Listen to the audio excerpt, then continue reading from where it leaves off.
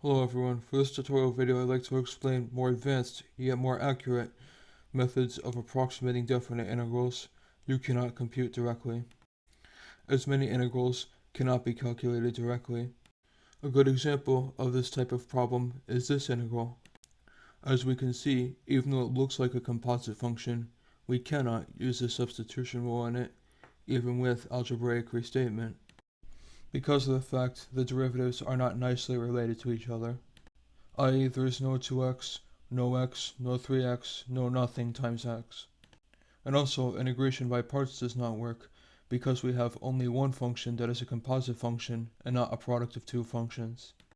And lastly, methods such as trig substitution or partial fractions do not work, because the integral is not in the appropriate format to use those types of problems.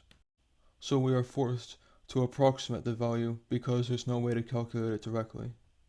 If you can remember from Calculus 1, the midpoint rule states, you can approximate the area under the curve using rectangles whose height is dictated by the value of a function and whose length is dictated by a change in x, given explicitly by the formula b minus a divided by number of rectangles. We do this refresher because we will use it to prove more complicated but more accurate methods of approximation. In particular, for something known as the trapezoid rule, you would break the curve into a group of trapezoids with identical width, similar to the rectangles, whose width is given explicitly as b minus a divided by number of trapezoids, also like rectangles.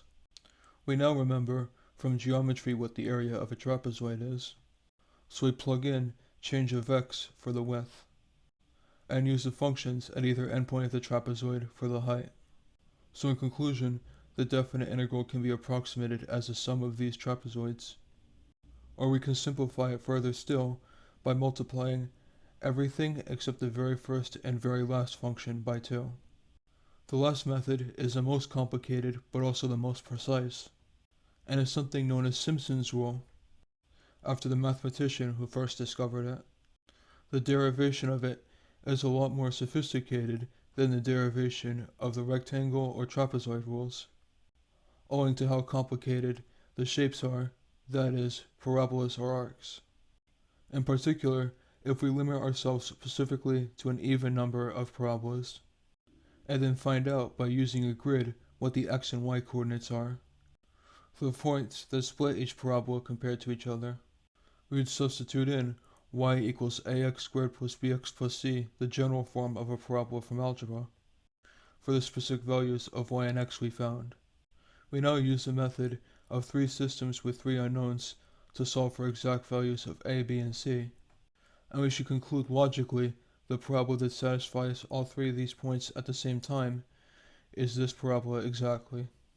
So now if we take to choose the integral from negative h to h, as opposed to two endpoints that have different numerical values than simply just one being the negative of the other, we would take the integral per usual using the power rule.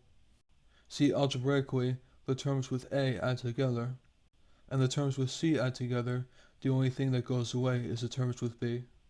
And we can also factor out h over 3 as a common factor on both of these terms. We see logically from the graphic c equals y at point 1. And we also see, if we use methods of algebra of adding systems, 2ah squared equals this. So now we do the appropriate substitutions in the formula for the area. And we see the y at point 1 simplifies algebraically because of adding like terms. So now we see the parabola passing through the next 3 points will have the same exact area. The only difference is the y points we choose. So we add the two areas together like so.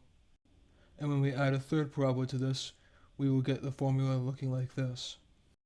So in conclusion, Simpson's rule looks like this, and only works if you have an even number of parabolas, because of how it requires 3 reference points on each pair of parabolas to work. Now that I've explained all methods of computing integrals, as well as all methods of approximating integrals, I'd like to teach more advanced applications of integrals, such as finding the arc length of a specific function between two x points. Don't forget to subscribe if you found this video informative, and make sure to see the other tutorial videos, and follow me on either Facebook or Twitter for more content.